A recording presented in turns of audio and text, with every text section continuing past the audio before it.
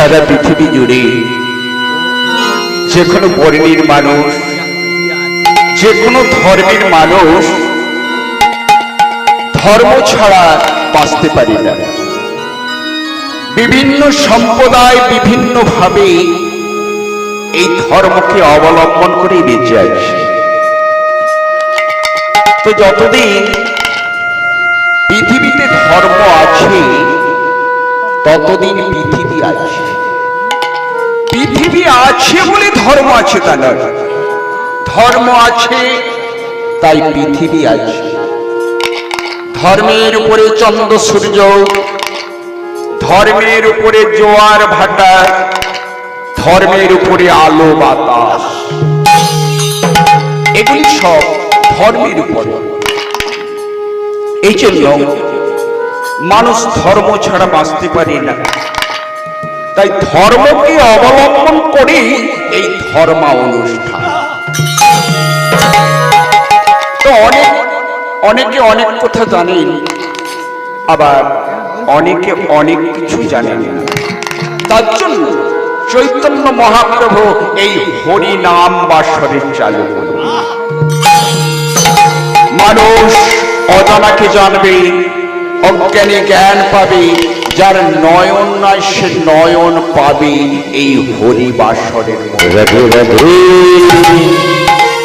তাই আপনারা প্রথমেই শুনুন, এক ধার্মিক রাজা মন্ত্রীকে বলছে যে দেখো, মানুষ শুধু নিতে জানে, পেতে জানে, কিন্তু দিতে জানে কি?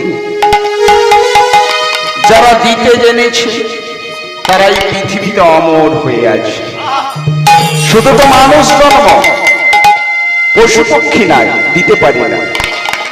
কিন্তু বিচার করলে দেখা যায় পশু পক্ষী বৃক্ষ লতা যা দেয়, মানুষ তা অনেকে দিতে পারে। সেই জন্য ধার্মিক রাজা মন্ত্রীকে বলছে, আমি তোমাকে চারখানি প্রশ্ন করব, সেই চারখানি প্রশ্ন সবই কিন্তু আধ্যাত্মিক হবে।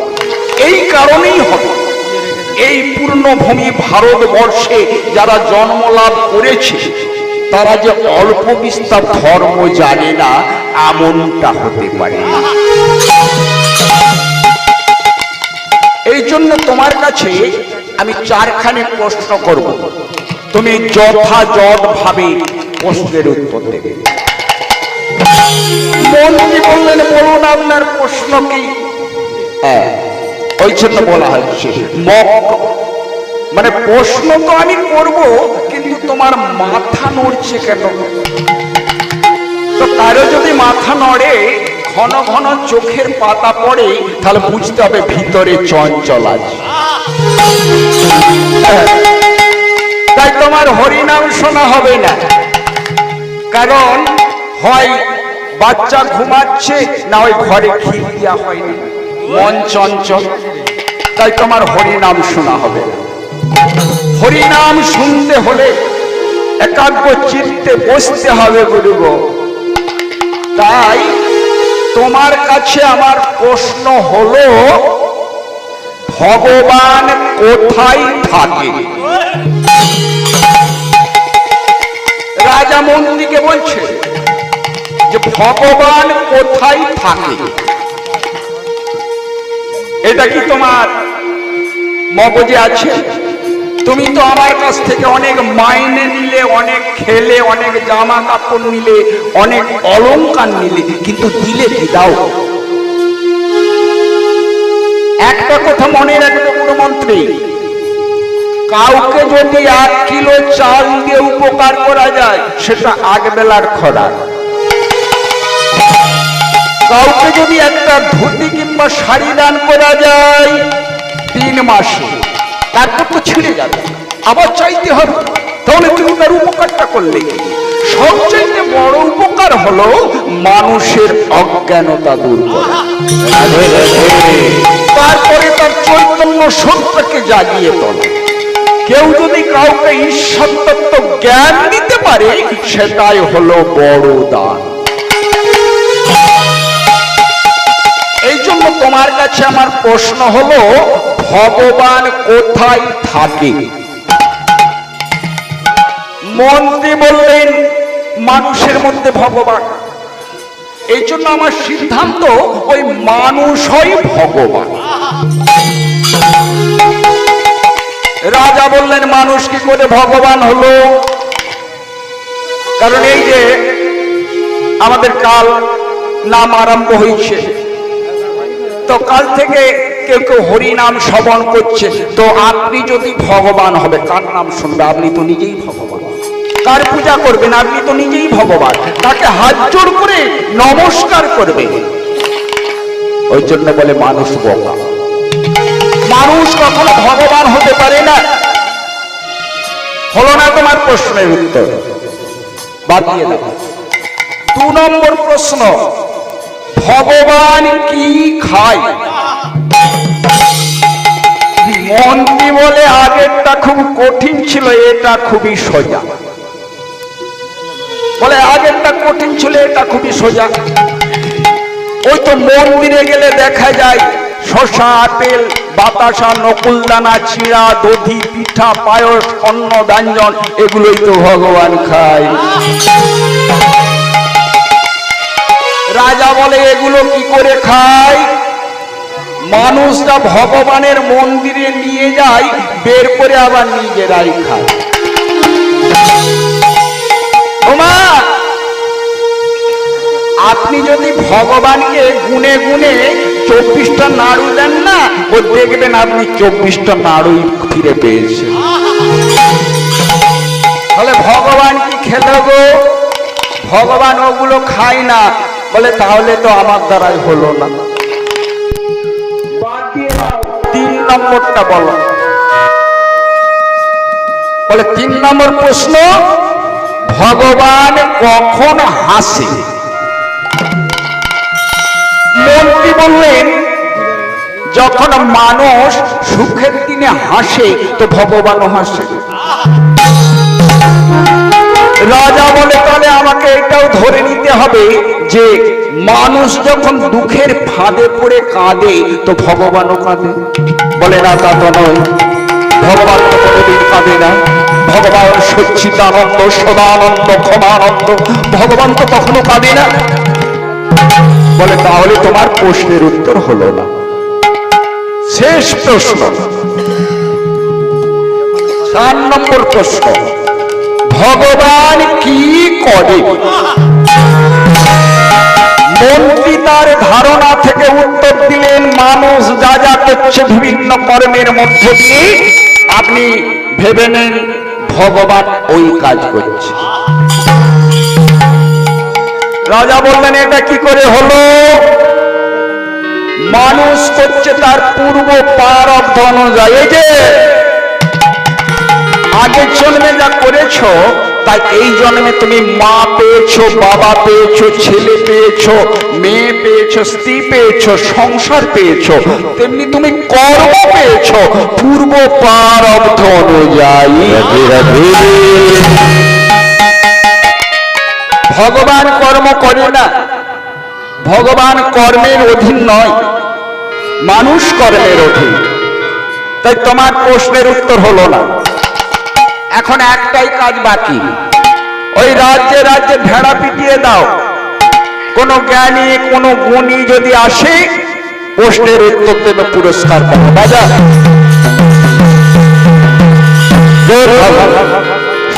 শুনুন মহাদয়গণ, শুনুন দিয়ামন, আমাদের রাজারা হয়েছে কৌতূহলী মন। রাজনীতি ছেড়ে দিয়ে, অর্থনীতি ভুলে গিয়ে, সমাজনীতি ভুলে গিয়ে এখন ধরেছে আধ্যাত্মিক নীতি। এই যে কোন পোকায় কামড়িছে বুঝতে না পারে। শুনুন, রাজা 4টি প্রশ্ন করেছে। আপনাদের মধ্যে যদি কোনো গুণী থাকে, জ্ঞানী থাকে, বুদ্ধজন থাকেন তাহলে আসতে পারেন, পুরস্কার পাবেন।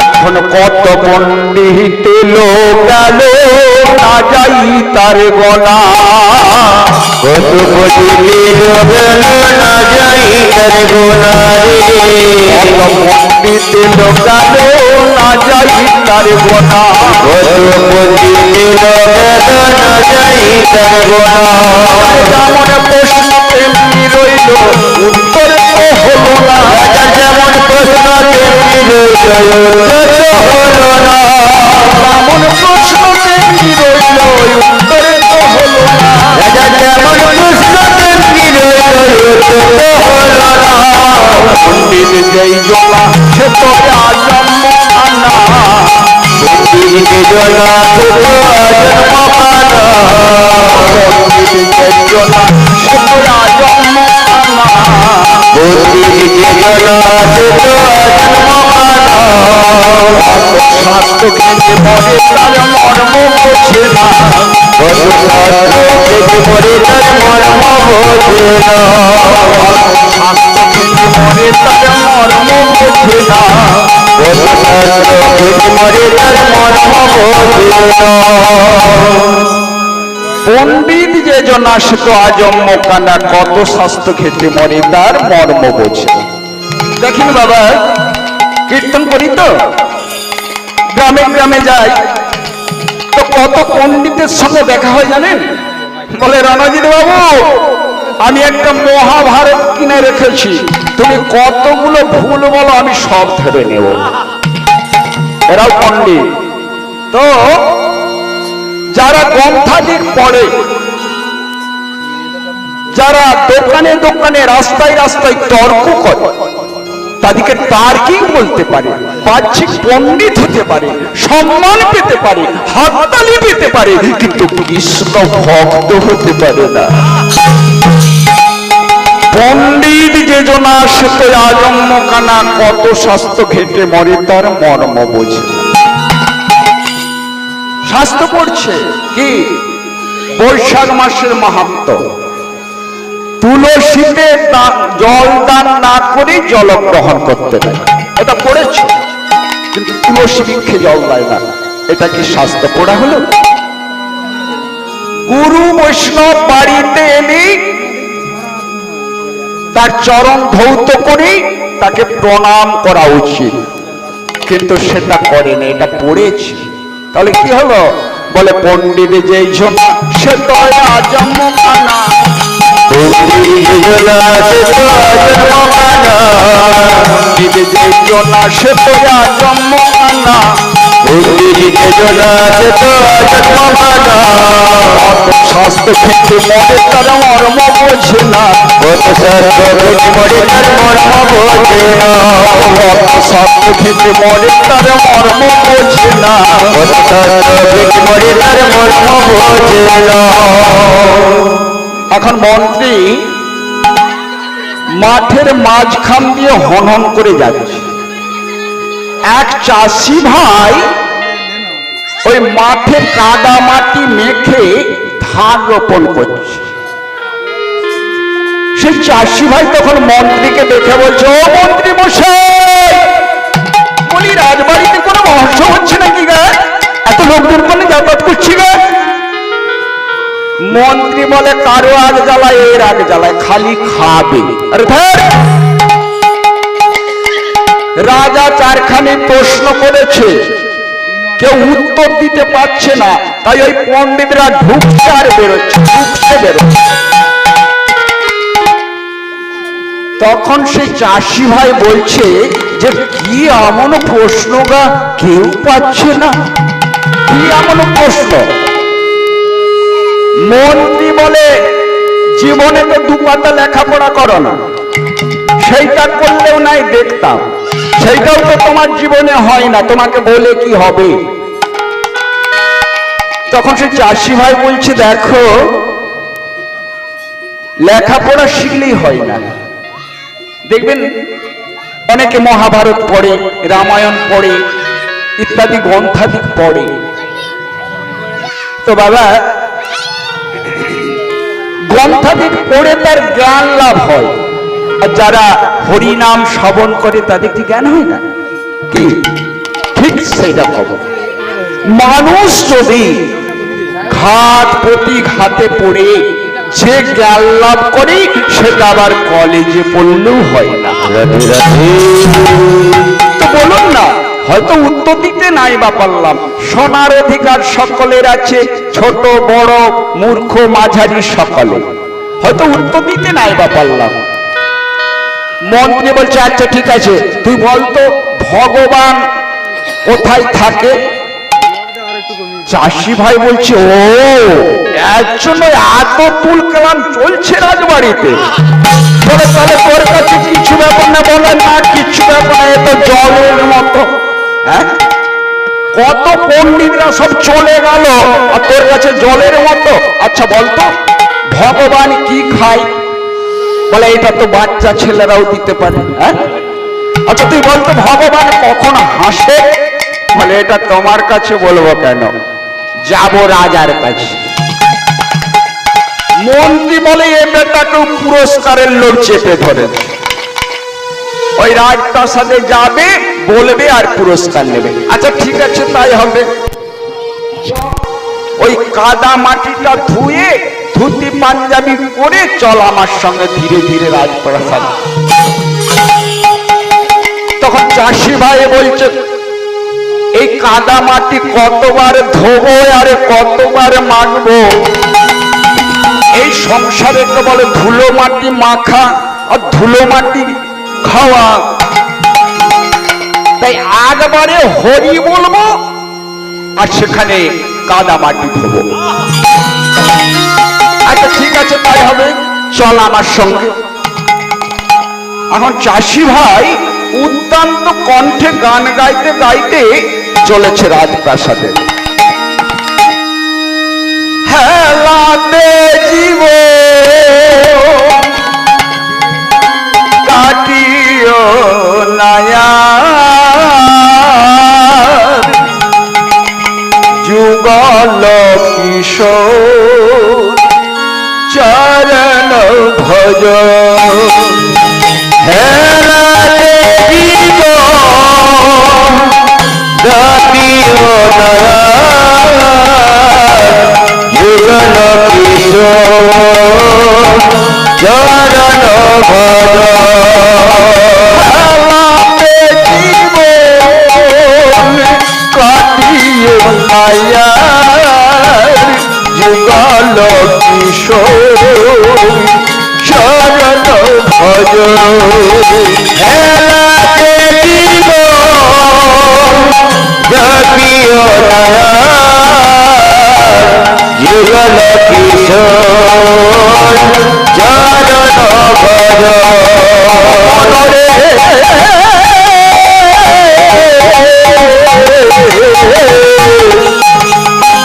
এই যে মানব জীবন একটি খেলা ফেলার জীবন, একটি খেয়ে ভ্রমণার জীবন।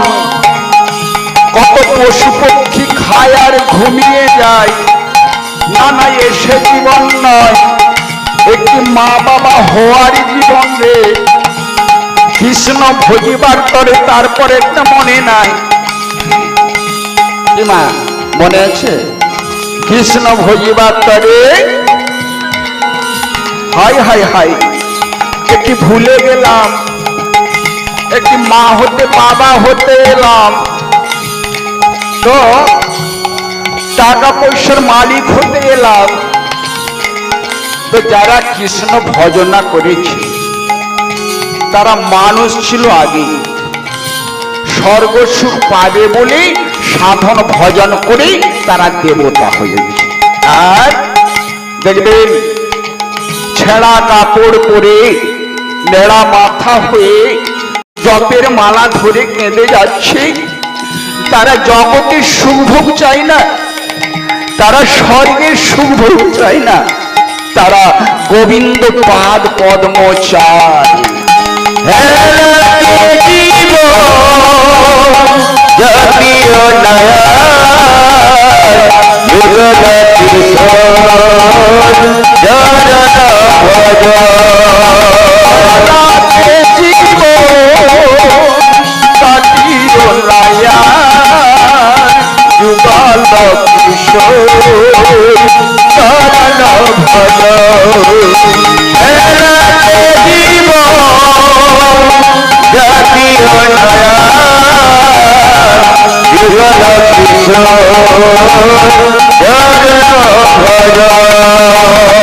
তোরি ভোগ আশা হরি নামে মকরন্দে তোরি ভোগ আশা হরি নামে মকরন্দে তোরি ভোগ যার যত আশা ওমা বলে যে যত ভোগী সে তত রোগী যার যত আশা এই সংসারে কেবল যাওয়া আর আশা জন্ম মৃত্যু মালা গোলায় পড়া এখন সময় এসেছে এ কথা আগে কেউ বলেনি চৈতন্য মহাপ্রভু এসেছে এসে বলছে ছেড়ে দে জন্মে মৃত্যুর চক্রে আর পড়িস না তোরি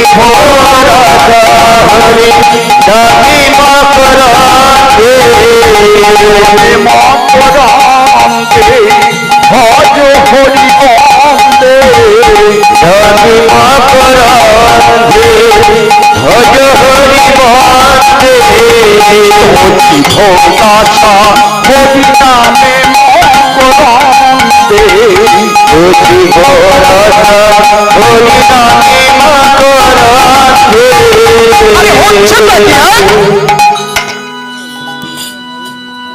গান গাইতে গাইতে গামছা পরে ঢুকে গেল রাজা চাষি ভাইকে বলছে যে তুই গান গাইতে গাইতে গামছা পরে ঢুকে গেলি আর একই বাবু মন্ত্রীকে বলি এই মূর্খটাকে ধরে আনলে কেন মন্ত্রী বললে আমি কি করব ও তো নিজের থেকে এসেছে বলে নিজের থেকে এসেছে তা বলে মূর্খটাকে আনলে কেন চাষি ভাই তখন সজা হয়ে দাঁড়িয়েছে যে রাজামশাই এই এত লোকের সামনে আপনি অনেক কথা বলেছেন আমি অভদ্র কিসে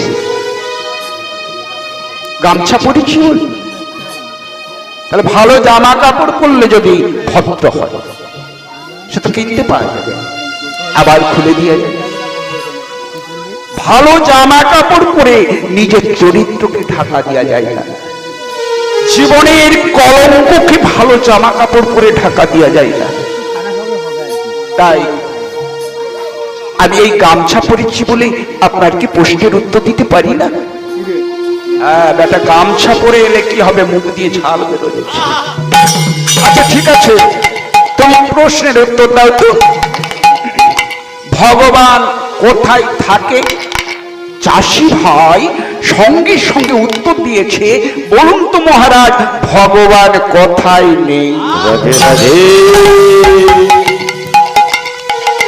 রাজা বলছে মন্ত্রী এই কত পণ্ডিত এলো আর গেল এই যে আবার আমাকে ধাক্কা মারল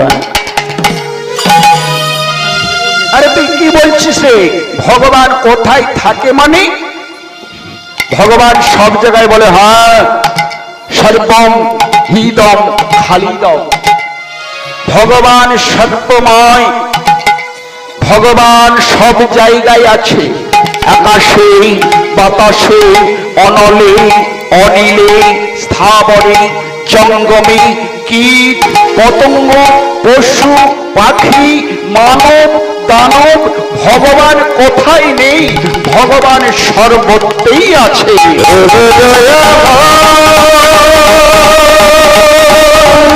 তুমি সর্বত্রে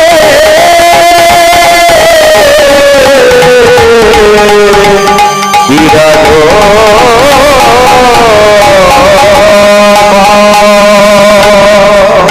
পথ চলিতে আর বলিতে আর বলিতে আর বলিতে আর বলিতে কৃষ্ণ নাম মধুর নাম হরি নাম তোমরা মধুর নাম হরি নাম মধুর নাম হরি নাম। তোমরা গাহে গাহে কৃষ্ণ নাম হরি নাম মধুর নাম। আর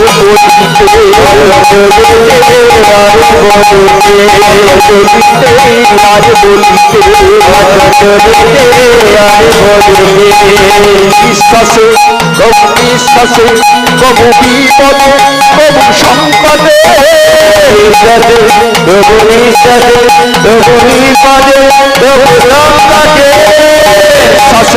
দৃঢ় বিশ্বাসে কবু বিপদে কবু সংকটে কৃষ্ণ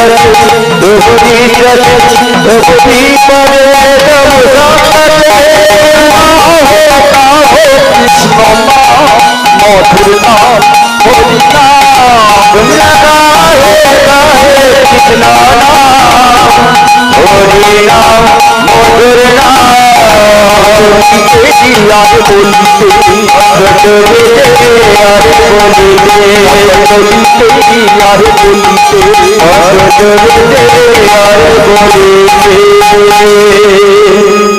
বেশ, খুব সুন্দর হয়েছে।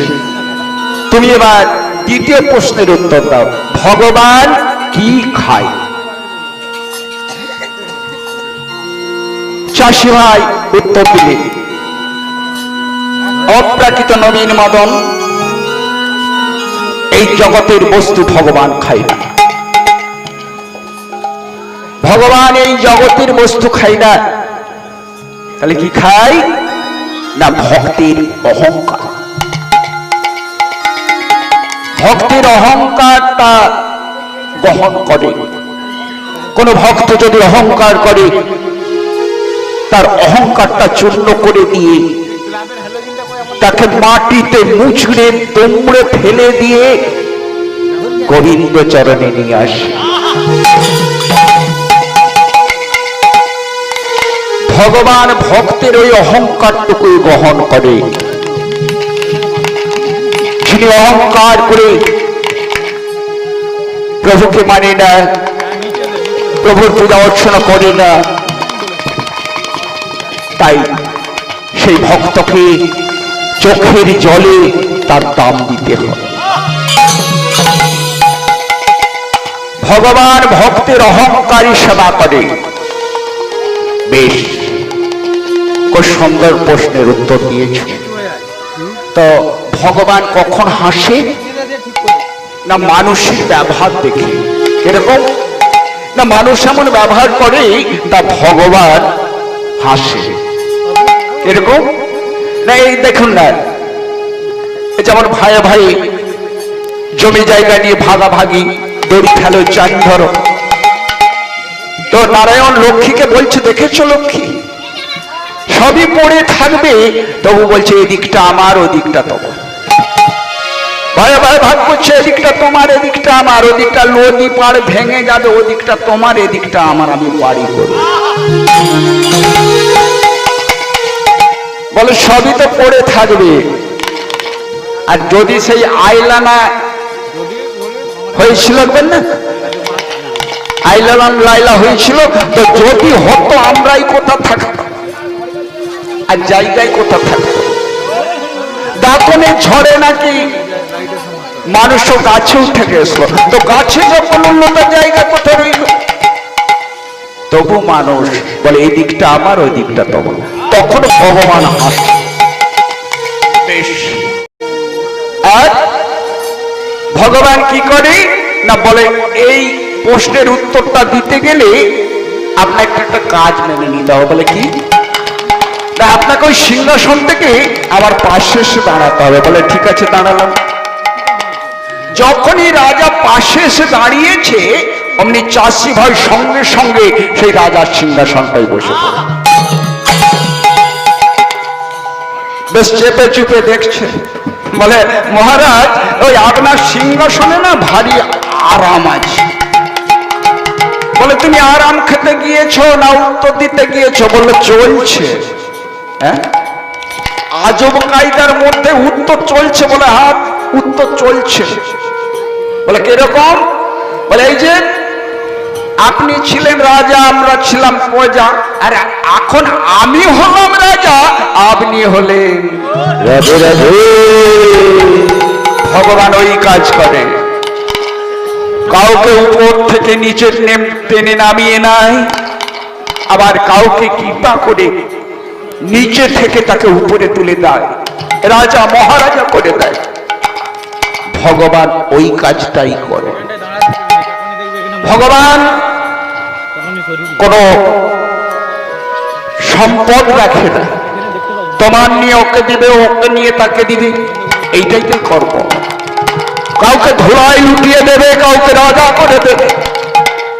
ভগবানের নিয়মটাই এটা, যে যেমন কর্ম করবি সে তেমন ফল পাবে। চাষি ভাই চলে যাচ্ছে, প্রশ্নের উত্তর দিয়ে চলে যাচ্ছে। রাজা বললেন, তুমি এত সুন্দর করে তুমি প্রশ্নের উত্তর দিলে তুমি পুরস্কারটা নেবে না? বলে না, ভারতীয় আধ্যাত্মিক তত্ত্বে পুরস্কার নিতে নেই। মানুষ জানে না ভগবান কি করে। হাইরে মানুষ, কানে এলিপ হবে, কিসে লাগিয়া লিপ হবে। আমনও জনমে হরি না ভজিলি, হরি বা ভজিবি কবে? যদি হরি ভজনের জন্য এলি রে, তো হরি কোথায়, কৃষ্ণ কোথায়, ভগবান কোথায়? এই হৃদয়ে যদি না তোর এই কৃষ্ণ ভক্তি জাগে, তাহলে খুঁজবি কোথায়? লক্ষ শূন্য লক্ষ বাসনা ছুটি জগবীর আধারে, জানি না কখন ফুটে যাবে খুন অকুল গরল পাথরে।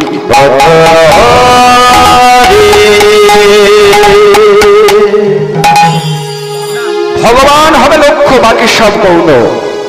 ওই জন্য এই প্রশ্নের উত্তর জানা দরকার। ভগবান কি খায় এটা তো আরো জরুরি। ভগবান মানুষ সৃষ্টি করেছে, পশু পাখি ইত্যাদি সৃষ্টি করেছে, তাদের আহারের জোগাড়ও করেছে, শাক সবজি ফলমূল ইত্যাদি। কিন্তু মানুষ সেই সব খাবার খায় না, রাজকীয় খাবার খায়। তাই ভগবান বললেন, শাক সবজি ফলমূল ইত্যাদি তোমাদের জন্য আমি সংগ্রহ করে রেখেছি, কিন্তু সেগুলো আমি দিয়ে রেখেছি। মানুষ লুকিয়ে লুকিয়ে খাচ্ছে। কারণ গীতাই বলেছেন যে ভগবানকে কোন দ্রব্য যদি না নিবেদন করে খাওয়া হয় না, তাহলে সেইটা চুরি করা হয়। চুরি করে খাচ্ছে। ভগবানের দ্রব্য ভগবানকে নিবেদন করে খায় না, আমরা চুরি করে খাই। তাই এই প্রশ্নের উত্তরটা জানা দরকার। ভগবান কখন হাসে? আরে ভগবান তো মা বাবা, ভগবান তো গুরু। তো এমন কর্ম করো না যে মা বাবার মাথা নিচু হবে, এমন কর্ম করো না দেশের লোকের মাথা নিচু হবে। এই জন্য এই প্রশ্নের উত্তরটা জানা দরকার। ভগবান কি করে? একজনের ঘরে একজন জন্মগ্রহণ করলো, আর একজনের ঘরে একজন মারা গেল। মানুষ হাসে কেন, কাঁদে কেন? ও তো তোমার আমার লীলা, তার লীলা। কি দেহস্মিনী যথা দেহ যৌবনং জরা দেহান্তর প্রাপ্তি ধীর তত্ত্ব নমচ্ছতি। তার মানে কি, মায়ের গর্ভ থেকে কতজন মরে গেল, তুমি কি করবে? ওই জন্য তার লীলাতে তুমি হাসতেও যেও না, কাঁদতেও যেও না, সব কিছুতে প্রণাম করো। প্রভু তোমারই লীলা, আমি তো তোমার একমাত্র খেলার শশী, খেলো না পাবো হে উদাস রাশি রাশি। সবই তো তোমার, সবই তো তোমার খেলা। আমরা কেবল এই খেলার মাঠে খেলি আর চলে যাই। তাই আসুন, আজ শিবা সঙ্গনে শ্রীমন গৌরাঙ্গ মহাপ্রভুর সেবা কেমন হচ্ছে আমরা একটু আস্বাদন করবো। আসুন। আজ শিব সৌয়ঙ্গনে নাচে সচির তুলা নাচে সচির দোলা সৌয়ঙ্গনে নাচেন সচির তুলা জীবসঙ্গনে নাচে সচির দোলা সঙ্গে নাচেন নিতায় দয়াল সঙ্গে নাচে আমার নিতায় সঙ্গে নাচেন আমার নিতায় দয়াল সঙ্গে নাচে আমার নিতায় সৌয়ঙ্গনে নাচেন সচির তুলা সঙ্গে নাচে সচির দোলা সৌয়ঙ্গনে নাচেন সচির তুলা জীবসঙ্গনে নাচে সচির দোলা ওই তো আমার গোড়াই নাচে ওই তো আমার গোড়াতে ওই আমার গোড়াই নাচে ওই তো আমার গোড়াতে সঙ্গে নয়ে ওই তো আমার গোড়াতে ভক্তবৃন্দ সঙ্গে নয়ে ওই তো আমার গোড়াতে স্বয়ংবন মাঝে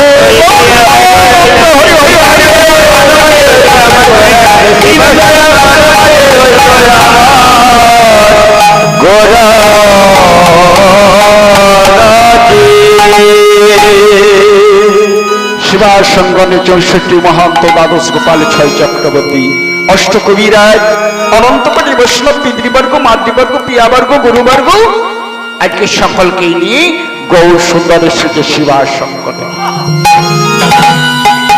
শিবাস পণ্ডিত কি করছেন? ভোগশালা নির্মাণ করছেন। শ্রীমৎ গৌরাঙ্গ মহাপ্রভুর আগমন।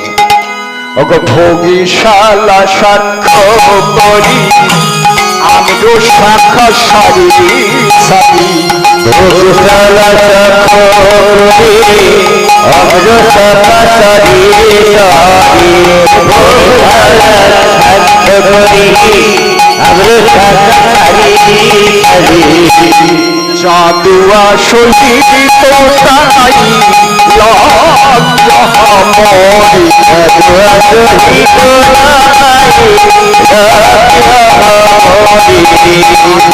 সহিত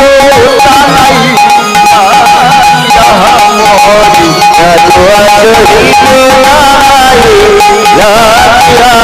মরি এরুয়া কলঙ্ক মনে ভেবে আনাই না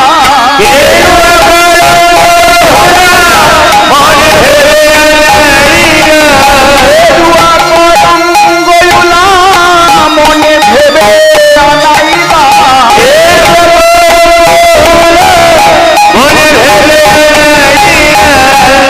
বসিতে আসন সবে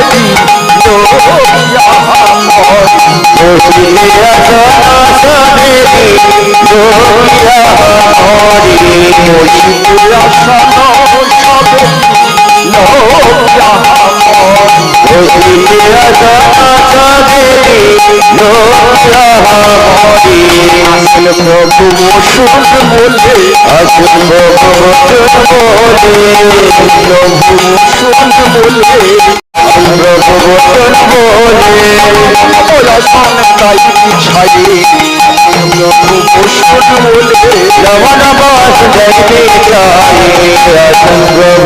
সুর বলে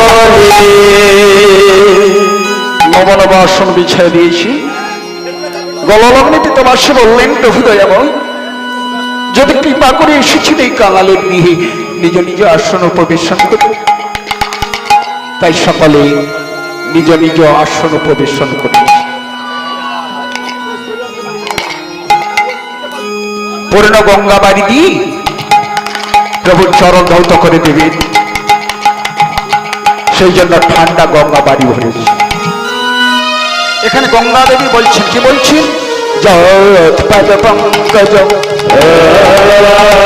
পুরাকে পবিত্র গাত্তা ভাগীরথী ভব প্রিঞ্চি মুখানে পুনাতি সত্যতে সজেব বীর সয়জ বস্ত্রীতম বরণ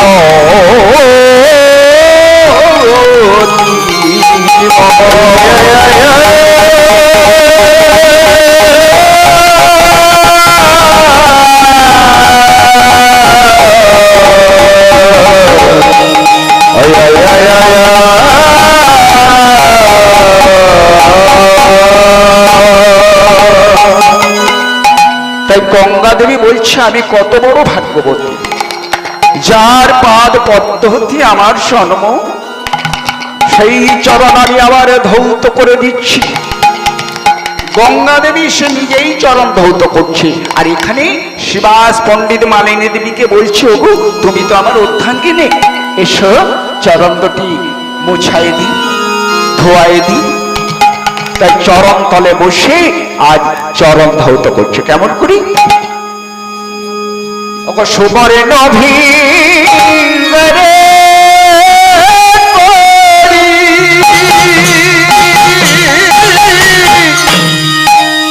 শুভশীত গঙ্গাবাড়ি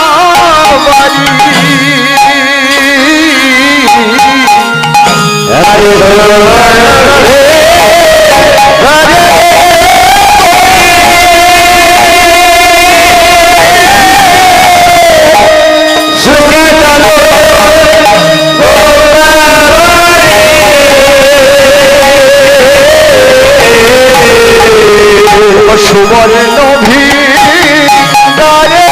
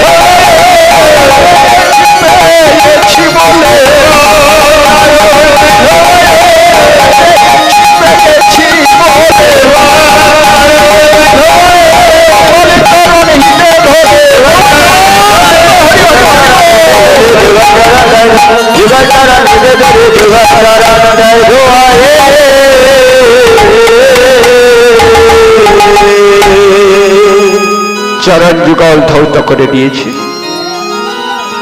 মালিনী দেবীকে বলছি, ওগো মালিনী তুমি তো আমার সহধর্মিনী, এসো চরণ যুগল মুছাই দাও। চরণ যুগল মোছাই দিচ্ছে। তো বাবা সম্পদা এসে গেছে, মেলাও তো আমি এখানে গান রাখবো। চরণ দুটি মোছাই দিচ্ছেন কি না, পাশে ছিল সিনেমা সানি দিল নববাসী চরণ মোছাই বাড়ি তরে।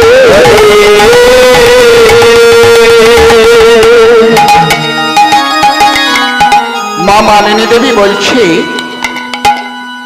এই কমল চরণে এই নতুন বস্ত্র দিয়ে মোছালে কত বাঁচবে গো। তাই মা আমার করছেন কি না, মস্তকের কেশ দ্বারা চরণ মোছায় দিচ্ছে। ও গো কেশে চরণ চরণে দায়ে মোছায় তারা দেয় মোছায়। কেশে চরণ চরণে দায়ে মোছায় তারা দেয় মোছায়।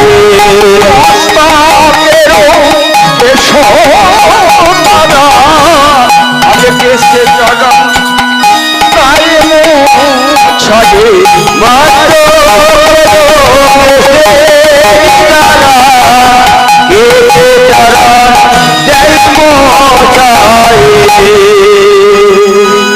মস্তকের কেশ দ্বারা চরণ মুছিয়ে দিলি।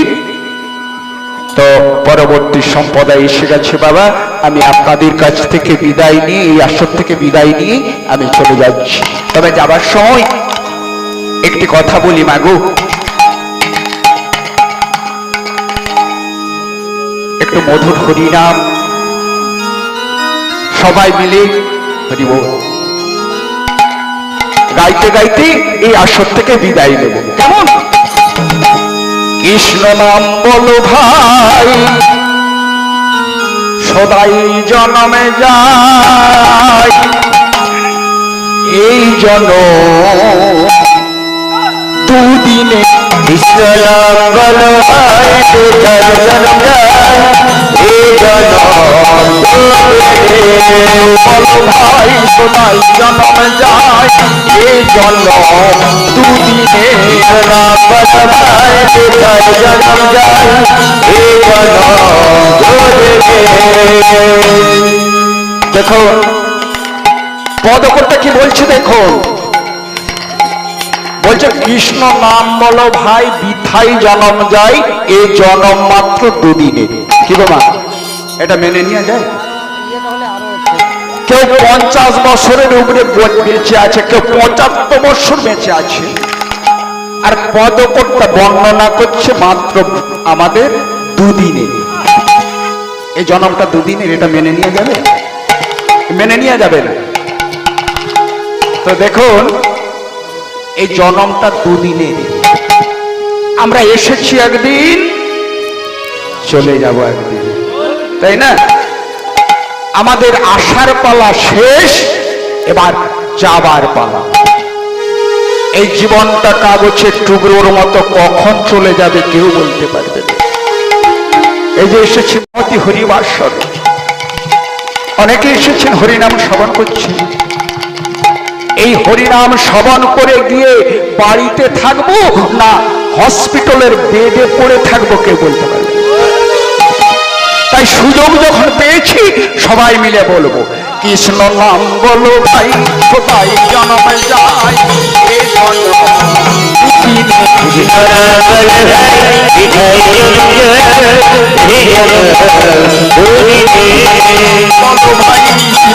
জন্মে যায়, এই জন্ম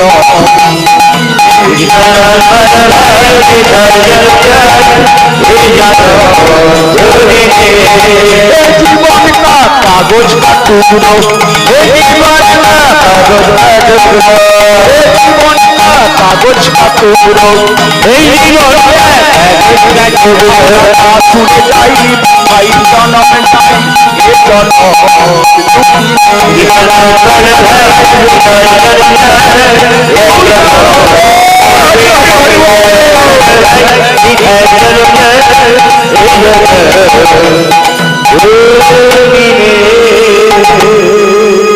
হরি